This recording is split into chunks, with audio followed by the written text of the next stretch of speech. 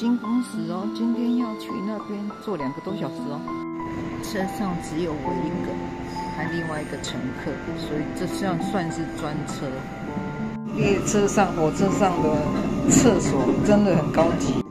不少人要去纳智大社，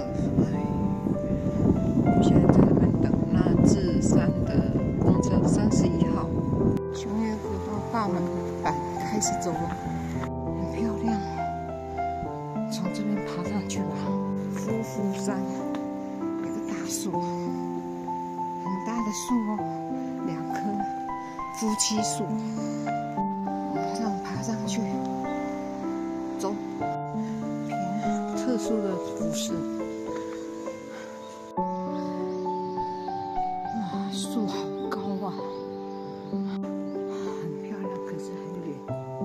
不愧是世界遗产。3大山，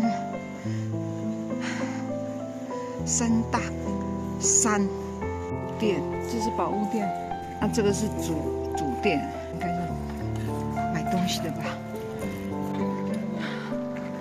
还有瀑布哎，赚到了！看，漂亮瀑布在那一边。辛苦的代价就是照到这些美景。拍子，好美哦！够漂亮的，要走过去才好看。哇，好漂亮哦！有一点点枫叶咯，不多，来去看瀑布，